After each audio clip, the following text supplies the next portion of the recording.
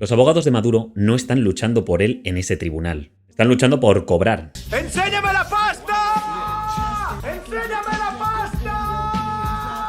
Porque resulta que la pasta que Maduro robó a los venezolanos durante años está congelada por el gobierno de los Estados Unidos y su propio abogado lleva semanas diciéndole al juez que, como no le dejen usar esa pasta para pagar la defensa, se va. O sea, el dinero con el que Maduro quiere pagar a sus abogados es el dinero que los yanquis le han embargado precisamente por ser un narco corrupto. Lo sé, ridículo. Pero es lo más interesante que ha pasado en esta sala ayer. Porque mientras el mundo esperaba algún tipo de espectáculo, lo que ocurrió fue una audiencia de 1 hora y pico donde el verdadero debate no era si Maduro traficó con cocaína, sino quién diablos paga al abogado. ¡A pagar!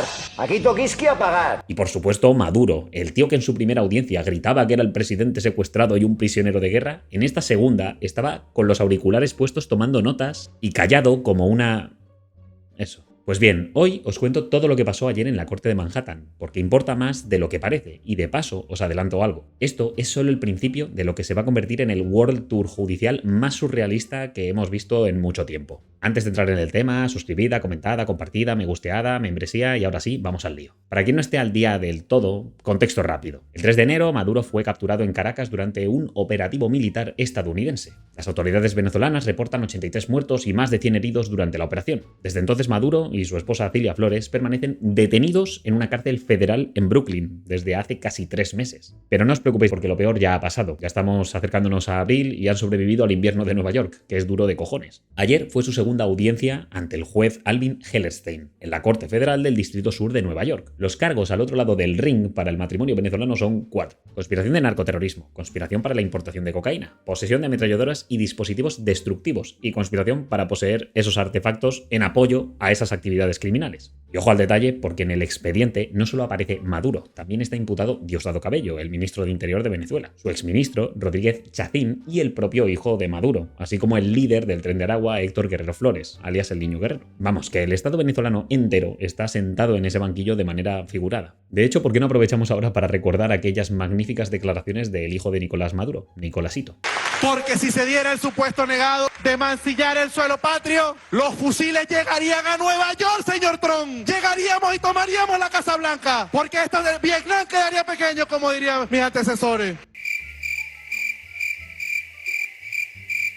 Bien, ambos se declararon inocentes en enero. Maduro se definió como un prisionero de guerra y aseguró ser el presidente legítimo de Venezuela. Ahora bien, eso ya lo sabíamos. Lo que nos trajo la audiencia de ayer fue otra cosa. Porque el debate central de ayer no fue si Maduro metió cocaína en Estados Unidos, si tenía ametralladoras y C4 y si conspiró muy fuerte. Fue quién paga a los abogados. Y para entender el lío hay que hablar de 2 personajes clave. El primero es Barry Pollack, el abogado de Maduro. Pollack es un penalista de 61 años con más de 30 años de experiencia, conocido por haber defendido a Julian Assange en el caso Wikileaks. Además, fue presidente de la Asociación Nacional de Abogados de Defensa Penal y está considerado uno de los abogados litigantes más destacados del país. Sobra decir que no es un abogado de oficio preocupado por los pobres acusados que no tienen medios para costearse una buena defensa. Hablamos del mejor abogado penalista que el dinero puede comprar. En el sistema judicial federal de los Estados Unidos, los abogados penalistas de élite que litigan en el Distrito Sur de Nueva York suelen cobrar entre $1.200 y $2.000 por hora. Y en casos de alto perfil que implican cargos de terrorismo y narcotráfico, los honorarios totales pueden subir fácilmente a los 10 o incluso 20 millones de dólares. Yo tengo 10 abogados de lujo.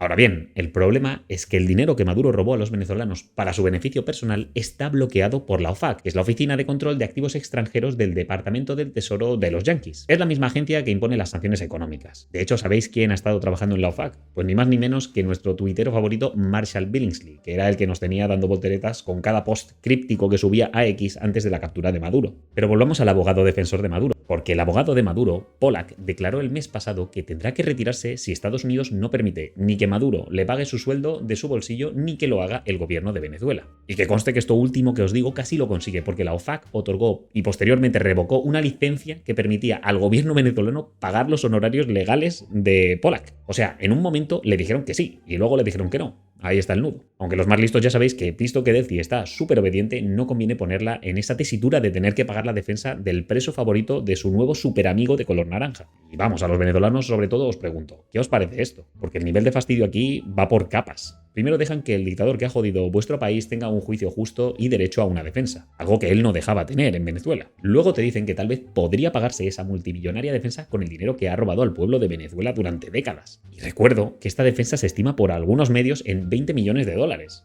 Si no más. Es buen momento para recordar que el del bigote decía que ganaba 2 petros al mes, algo que equivale a unos $120 mensuales. Magnate, ni quiero riqueza material para mi vida. Tengo una sola cuenta, una cuentica de ahorro donde me depositan mi sueldito de presidente, que no le veo la cara. Yo gano 2 petros. Pero a esa platica no le veo la cara, porque cuando la voy a buscar, ya Silita la agarró para comprar unas cositas. Para ahorraros el cálculo, tardaría unos 13.888 años en poder pagar a este abogado. Pero es que encima va y pide que ahora el abogado se lo pague directamente el gobierno venezolano, pilotado por quien cambió de bando a las horas de que le trincasen a los de la Delta Force. Pero sigamos con el tema. Pollack llega a la audiencia de ayer con un argumento simple. No tiene sentido recurrir a los defensores públicos de Estados Unidos en un caso en el que hay alguien distinto al contribuyente estadounidense dispuesto, con voluntad y con capacidad de financiar dicha defensa. Vamos, que viene a decir, oye, no le hagas este gasto al pobre contribuyente yanqui para defender a esta persona si él está dispuesto a pagárselo. Nos ha jodido que puede pagarlo si lleva robando toda su puta vida y le estiman una fortuna de cientos de millones de dólares entre él y su entorno. Pero Pollack no para aquí. Advierte que asignarle un defensor público a Maduro le quitaría, tal como digo, recursos a otros ciudadanos sin medios. El nivel de desfachatez es bastante alto. Pero bien, enfrente de Pollack está el fiscal adjunto Kyle Wiersba, que replica que esos fondos están bloqueados por razones de seguridad nacional y que Maduro puede usar perfectamente un abogado de oficio como cualquier otro acusado. Y en este debate entra el señor que se convirtió en protagonista inesperado de la jornada, el juez Alvin Hellerstein. Dejad que os diga su edad, 92 añazos, el hombre que lleva décadas en este negocio y que ayer dejó al fiscal con cara de póker. Este nonagenario juez presionó con preguntas simples y bastante afiladas tanto al abogado como al fiscal.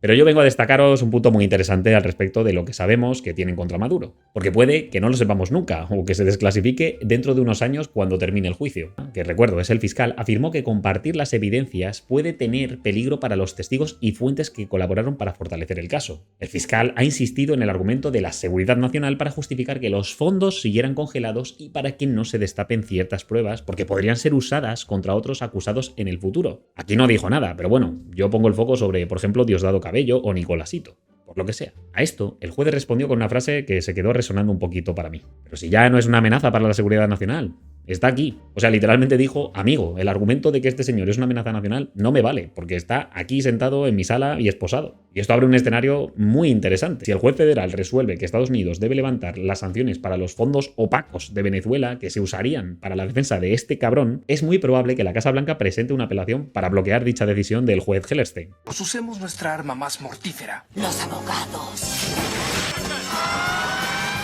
Porque claro, el gobierno de Trump tiene un problema aquí. Si el juez ordena desbloquear esos fondos, estás básicamente permitiendo que el hombre que capturaste por narco use la pasta de ese narco para defenderse de los cargos. O sea que además de pagar a los abogados, puede sacar esa pasta a donde jamás la puedan rastrear. Dime tú qué opinas de esto. Y el fiscal ayer dejó claro lo que ya ha anticipado, que esos fondos están congelados por razones que van más allá de este juicio. El fiscal acusó a Maduro y a Flores de saquear la riqueza de Venezuela, mientras intentaba convencer al juez de que no dictara una orden que permitiera a Caracas pagar sus honorarios legales. También hay otro tema que el juez tiene sobre la mesa. La fiscalía quiere que ciertas pruebas sean también confidenciales. El fiscal afirmó que compartir las evidencias puede poner en riesgo a testigos y fuentes que colaboraron para fortalecer el caso contra Maduro, como ya digo. Es decir, hay métodos de vigilancia y de obtención de información que no quieren revelar porque los necesitan para futuras operaciones en Venezuela. Maduro y sus compinches ya saben por dónde van estos tiros, y aunque puede sonar simplemente a un argumento para evitar que se levante ese bloqueo, te deja pensando, ¿será que no esperan que Maduro y Cilia sean los únicos en ser juzgados? La audiencia concluyó sin que el juez emitiera un fallo sobre el financiamiento de la defensa, que era el único punto que se trató en esta audiencia. Hellerstein ya ha dicho que tomará una decisión en una fecha posterior y que fijará una nueva audiencia para que sepamos la respuesta a esta gran incógnita del juicio, que no es cuánto tiempo le va a caer a Maduro y a Cilia, sino quién va a pagar al pobrecito del abogado de Maduro.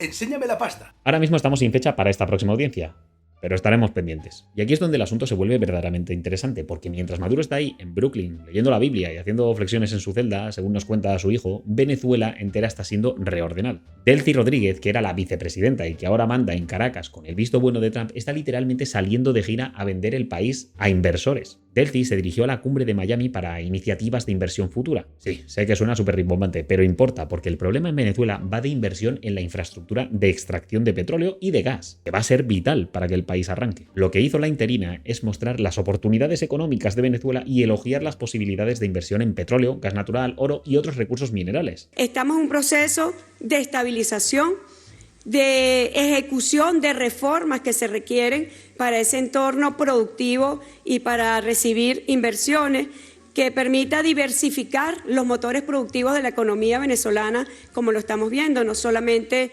crecimiento importante en el ámbito de los hidrocarburos, sino también de la construcción, de banca, de seguro, de la minería, de la manufactura, todos los ámbitos de la economía. Hemos recibido más de 120 empresas energéticas, principalmente de los Estados Unidos, pero también del Medio Oriente, de Asia, de África, de Europa, que han venido. Destacó la reciente reforma proempresarial de la ley de hidrocarburos del país, que básicamente dice: Trump me está obligando a abrir el país a inversión extranjera, por favor, vengan. O sea, que la señora que era la mano derecha de Maduro está ahora vendiéndoles Venezuela a los mismos yanquis que lo capturaron. El proyecto de ley de reforma parcial de la ley orgánica de hidrocarburos para incorporar los modelos productivos que están en la ley antibloqueo sean blindados en nuestra ley de hidrocarburos. Y vuestras sospechas son reales. Delcy no menciona a Maduro en ninguno de sus discursos, ni una vez, porque el del bigote es un repelente perfecto de inversión extranjera, precisamente. Que me parta un rayo, pues si eso no es verdad.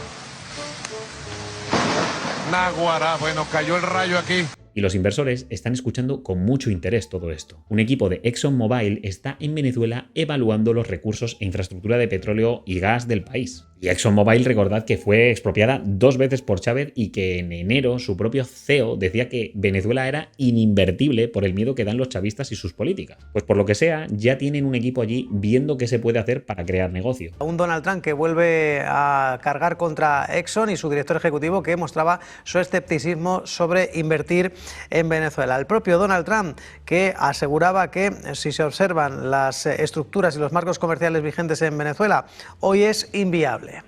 Y la petrolera estadounidense ExxonMobil evalúa enviar en las próximas semanas a un equipo técnico a Venezuela. El presidente o vicepresidente senior de la compañía, Jack Williams, resaltó que colaborarán con el gobierno encargado de Venezuela y añadió que si existen las condiciones de inversión adecuadas, es posible que concreten su regreso. Bueno, y el contexto energético es brutal en el momento en el que nos encontramos ahora mismo. Venezuela se asienta sobre una de las mayores reservas de petróleo del mundo y las utilizó para impulsar lo que alguna vez fue la economía más fuerte de América Latina. Pero la corrupción, la mala gestión y las sanciones económicas de Estados Unidos hicieron que la producción cayera desde los 3,5 millones de barriles diarios en 1999 hasta menos de 400.000 en 2020. Trump ha pedido a las petroleras que metan al menos 100.000 millones de dólares en Venezuela. Por otro lado, los yanquis han recibido 100 millones de barriles de crudo de Venezuela. Y el dinero de ese petróleo ya está empezando a fluir, pero no a través de Delcy, sino de cuentas en Qatar que son fiscalizadas por los yanquis. Mientras tanto, María Corina Machado, que es la líder opositora que lleva años luchando desde fuera y que todavía no ha vuelto a Venezuela, propone una privatización de la industria petrolera. Una apuesta enorme que ya está siendo debatida. Do you want to see the privatization of PDVSA? Oh, absolutely. And that's something Delcy Rodríguez could never do. Not only because she's a communist, but because nobody would come and really establish a partnership with someone that is currently sanctioned by the United States and several other countries.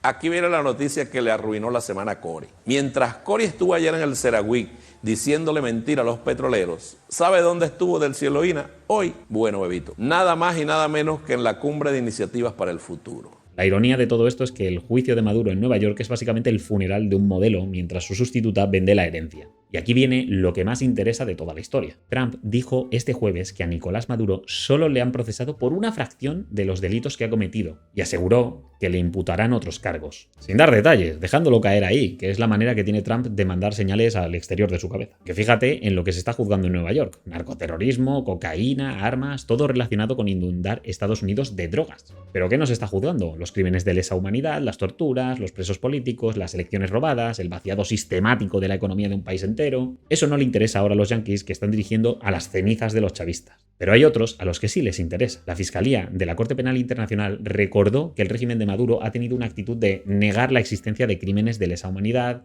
habiendo presentado más de 9.000 casos de violación de derechos humanos. Esta corte lleva años con una investigación abierta sobre Venezuela. En diciembre de 2025, la Asamblea Nacional de Venezuela votó por retirar al país del Estatuto de Roma, que casualmente es el que sirve de soporte para que la Corte Penal Internacional opere en Venezuela, por lo que sea. Aunque la investigación de la Corte continúa abierta desde La Haya con independencia de esta retirada formal. O sea, intentaron salirse del Tribunal Internacional para escapar, y el tribunal dijo que me la pela, yo voy a seguir con ello. El Parlamento de Venezuela avanzó el martes en la derogación de la ley de adhesión al Estatuto de Roma, en medio de una investigación contra el gobierno de Nicolás Maduro por delitos de lesa humanidad. La Corte Penal Internacional abrió una investigación por el trato de las autoridades durante las protestas del 2017 que dejaron unos 200 muertos.